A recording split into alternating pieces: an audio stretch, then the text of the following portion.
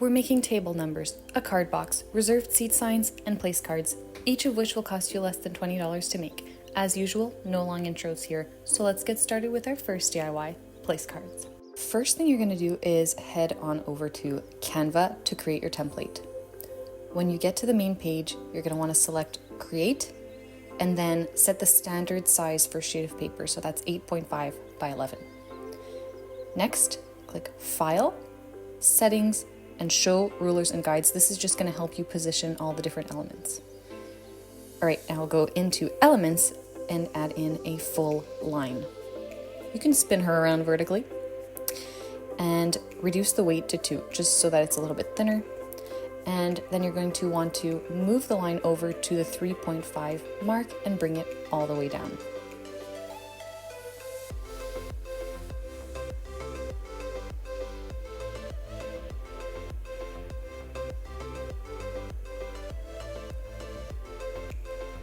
Now copy paste that same line and move the second one to the 7 mark.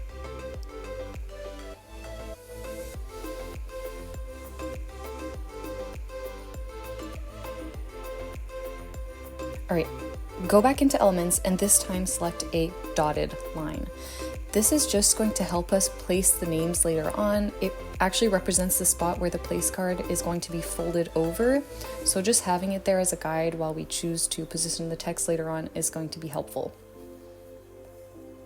Again, reduce the weight to 2 just to make it a little bit thinner and place it at the 2 mark. Are these inches or centimeters? I have no idea. That's a mighty good question. But anyways, at the 2. Then bring in a solid line and place it at the 4 mark. This line represents the real edge of the place card. And as you can see on screen, you're going to want to extend it all the way through.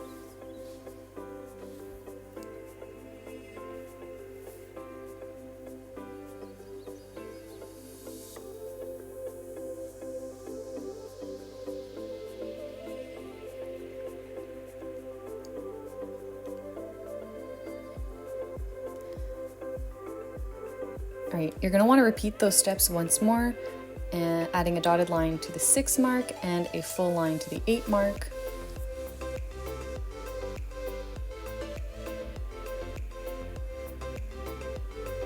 What you're going to end up with is space for 4 place cards per regular sized sheet.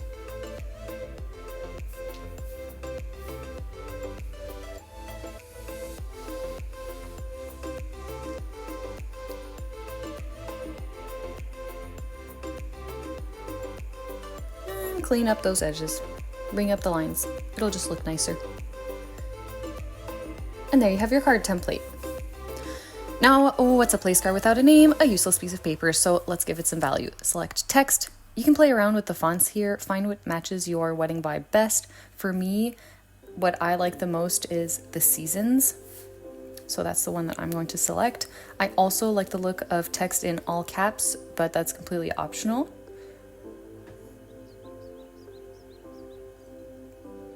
Adjust the font to size 17 and go ahead and type in your first name. I'm using fake names here for the privacy of our guests, but would it not be great to know someone actually called Lorelai Gilmore?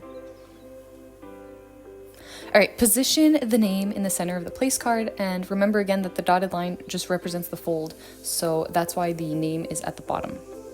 Yes, I'm Team Logan. Want to add in some icons for the caterers or waiters or whoever's helping you out with the meal. The symbols on the name cards can really help them have that reminder of who's getting what plate. So you can find some great free icons in the graphics sections. I'm doing fish here and a vegetarian option, as you'll see. I really like the look of sketches best. That's what fits our vibe the most.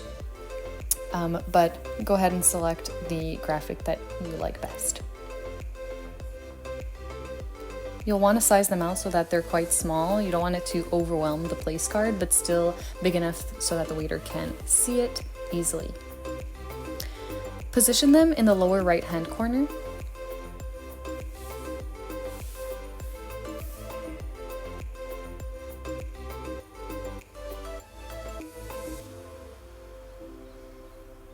Now, something else that I like to do is add a letter A for any guest that has an allergy or food restriction, just so that the staff can have that reminder. Again, makes their lives easier, and it also ensures the safety of the guest. Once that's done, you can go ahead and remove that dotted line because you don't actually want it to be visible once it's printed, and then go ahead and duplicate that page. You can go in, edit the names, do this for your whole guest list. It's a little bit tedious, but it looks great when it's done. And when you're done, click share, download, and PDF print.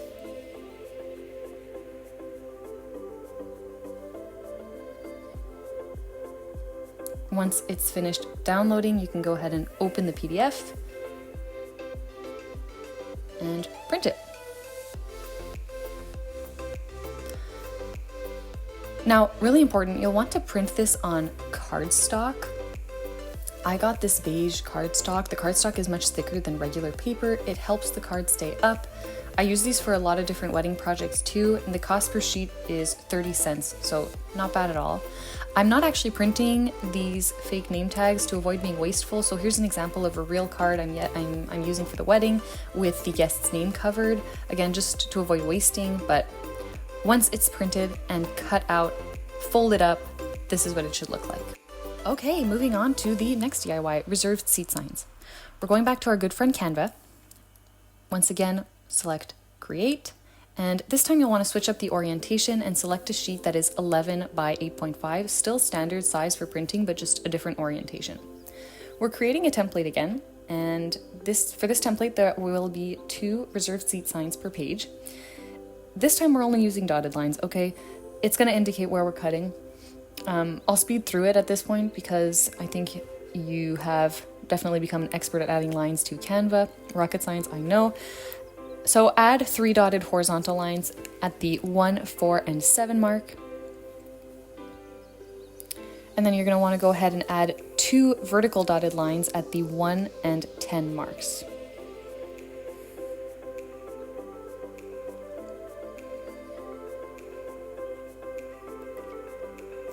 Okay, now it's time for text. Add a text box and select your font. Same font that you used for the place cards, just for consistency. Once again, I'm going with the seasons. You'll want to change your font size to 89. I don't know why I chose 89 and not 90, but I feel like it looked best. Type out reserved. Almost all of our guests are French speakers, so I'm using réservé instead, but for you it would be reserved. And you can, or whatever language they speak. And you can leave it just like this, or you can add the name of the person that the seat is reserved for underneath, which I like. You could also put in their title, like mother of the bride, father of the bride, whatever. I personally put the guests' specific names there, and the font size I used for their names was 30. You'll want to select the text, copy and paste it, and move it to the sign below. And of course, just change up the name. Once you're done, you can duplicate this and change up the names for as many signs as you need. Once you're done, you can print it up. Once again, print them on cardstock. It'll make the signs more solid and look a little bit more luxurious than if they were just on regular white paper. Again, I'm not going to be actually printing these out and cutting them out to avoid being wasteful, but here's what one looks like printed out. Next, use one of these nifty tools, punch a hole at the top. And I used this ribbon that I used for a floral. It was 18 bucks for 3 full rolls on Amazon. You obviously don't need 3 full rolls, but it looks great. Cut out pieces that are about 60 centimeters in length, fold it up so it's easier to push through, and voila! Here's how it looks tied up to a chair.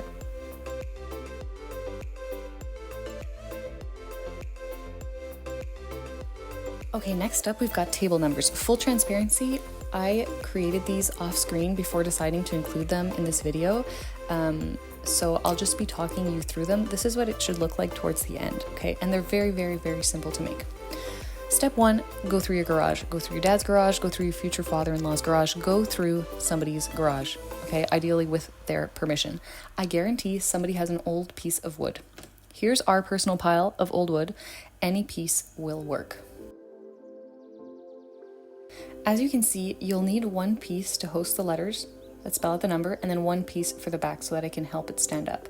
My fiance cut these for me using a handsaw, and here are the dimensions for reference.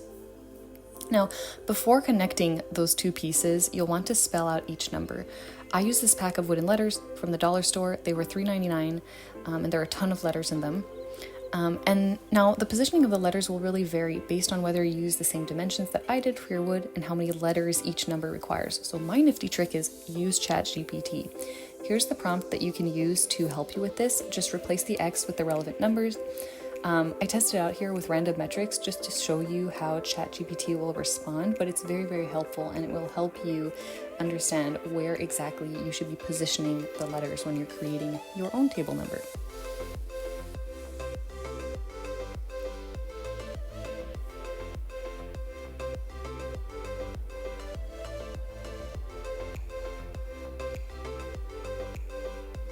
I used wood glue, to glue the letters and the backs for the table numbers. Really simple, and then just spray painted them. No nails, no fuss. The wood glue we had was just lying around in our garage. Once again, ask the dads in your life, they'll have this. And the spray paint was $17.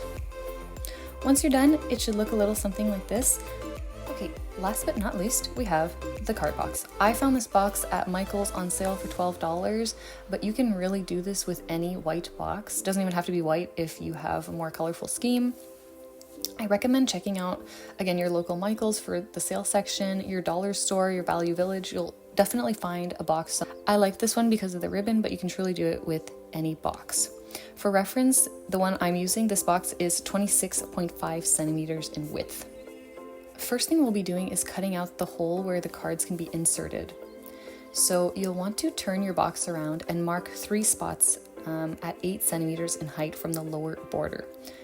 If, again, you're using the same width of box as I am, the marks would be at 4.75 centimeters, 13.25 centimeters, and 21.75 centimeters.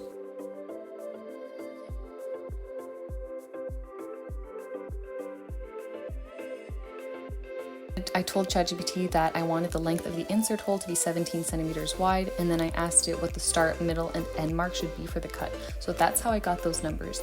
You can do it too using your box's dimensions if they're different. Now connect all those lines and add a mark 2 centimeters down from each point that you made previously, and then connect them with a line.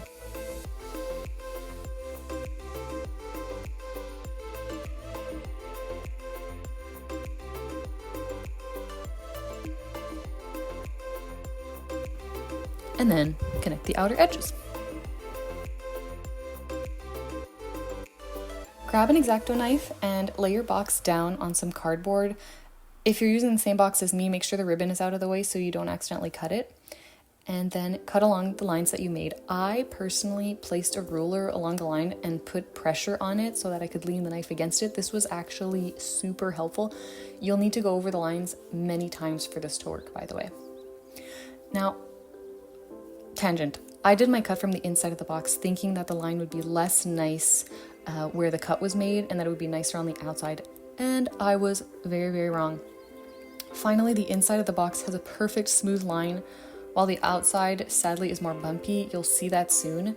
I debated not including this DIY, but I figured sometimes it's nice to be shown what to do, and sometimes it's nice to be shown what not to do, so you can learn from my mistakes.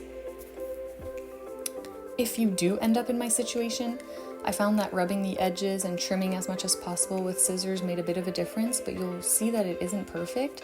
So again, if you're doing this, please cut from the outside instead of the inside. It'll make a difference.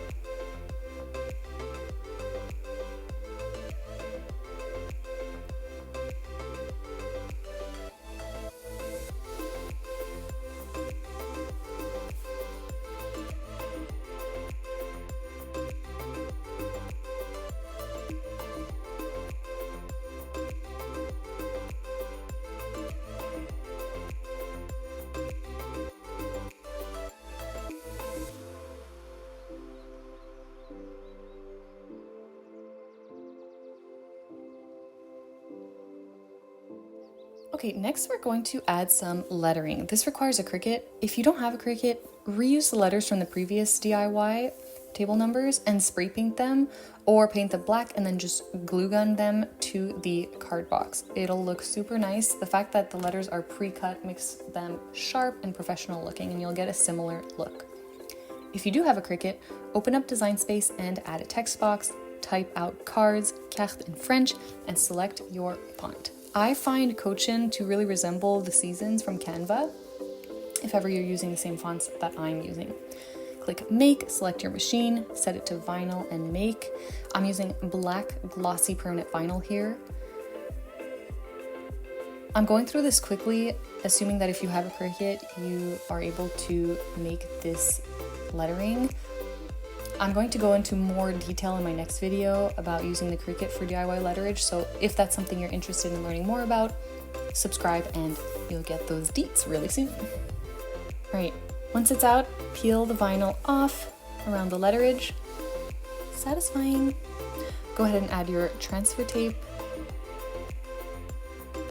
Flatten it. Remove the vinyl and then just cut it out.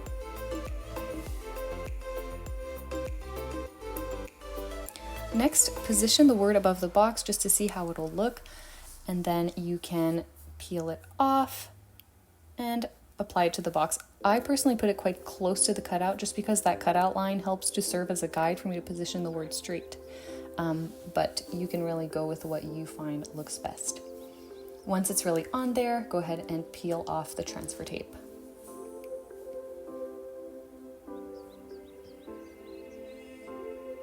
If you're using the same kind of box as me, this is when you'd go ahead and tie up the bow, play around with it to make it cute, and you're done.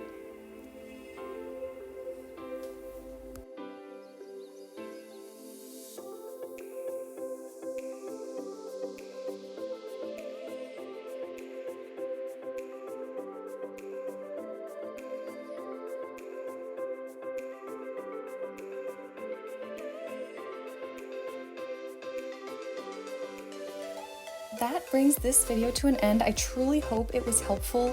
Let me know in the comments if you made any of these DIYs, and I'll see you in the next one.